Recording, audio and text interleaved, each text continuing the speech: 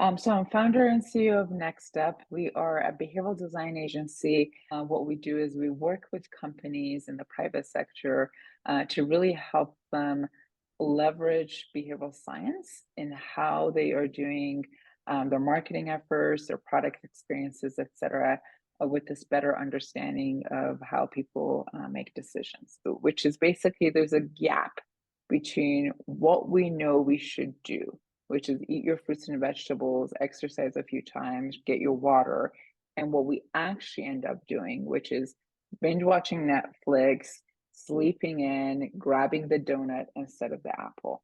And it's really in closing this gap between knowledge of what we should do and action of what we actually do, the behavior that we do.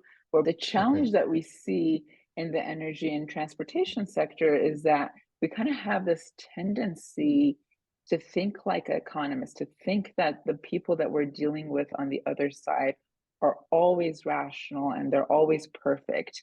And if I simply give them a bit more information about our solution or more choices in our product, they'll do the right thing. And in contrast with behavioral scientists, we're like, hey, once we recognize that we're actually marketing to Homer Simpson, we can actually take advantage of all the ways that he's predictably irrational to help him out and help him make the right decisions. And so let's say hypothetically, you are in a situation that you are like a public utility company, as an example, and you want to get people to use less energy. And so how do you do that? And so in that scenario or example, like let's say, I don't know, like you're in charge of marketing for that utility company, and you're trying to get people. And so the traditional like economic sort of way to do it maybe is to like say, hey, on my bill, like if I have a little insert area where I can like say something, I might say like, hey, we'll give you money back if you use less energy. So kind of that financial incentive, which is a very rational way of thinking about the world. So you might do that, or you might leverage people's identity and deliver some sort of an environmental message and say like, hey, think about how much impact you can have on helping the environment by reducing your electricity usage. And this example that I'm talking about is actually one of the best known sort of behavioral science interventions at scale that has been done. It's by a company called O-Power. Some of your listeners might be familiar with them. And largely, this company was founded by two Harvard grads. They read Robert Cialdini's book, Influence. And in that book, they found that as humans, one of the things that really influences is this concept called social proof, which is this idea that as humans, when we don't know what to do, we have a tendency to look at others.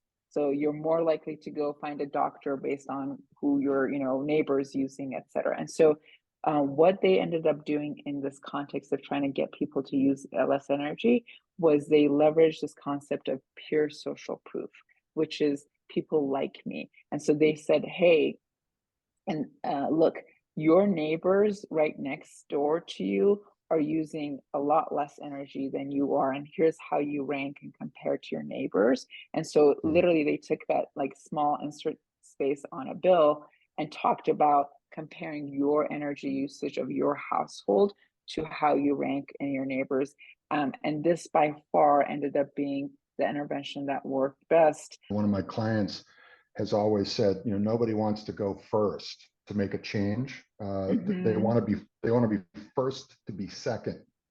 Yes.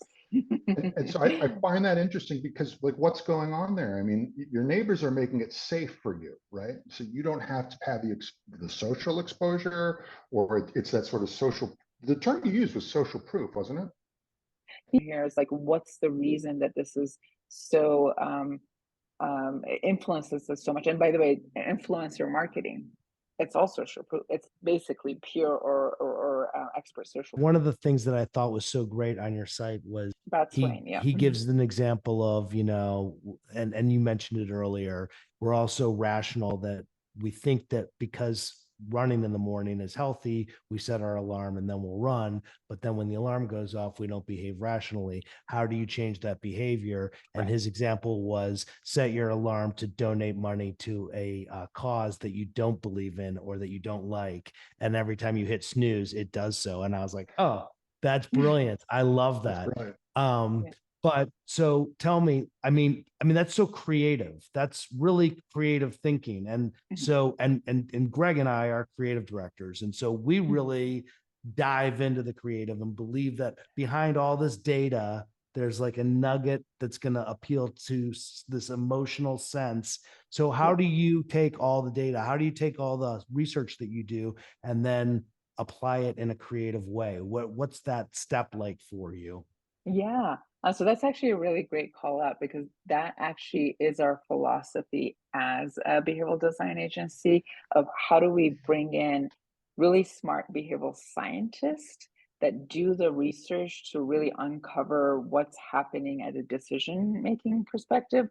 But then more importantly, it's like, okay, how do I translate that research insight into the creative, the messaging that you Mhm. see on the bill, or like how, like how I execute on that product to then get that human to do something. So for us, it's really critical to not be just, you know, um, giving people a deck with a bunch of insights and data, but like really taking that step of translating it into what the end user sees.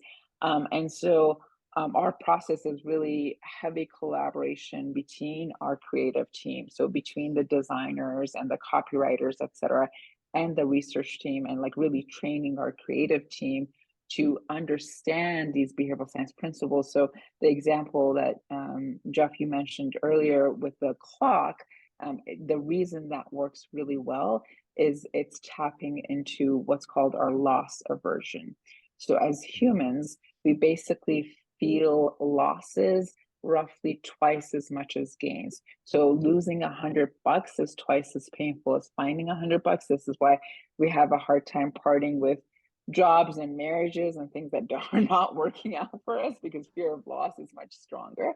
I know that we could go on for hours, do you think, Jeffrey? But I think we got to just This was uh, great. Thanks so much, SHIRIN. Really appreciated having you on the show and all of your insights that we don't normally get. So that was great. Really appreciate it. My pleasure. Thank you so much for having me. I had a lot of fun, and I hope that your users took a few tidbits here that they can use in their later lives or within their companies.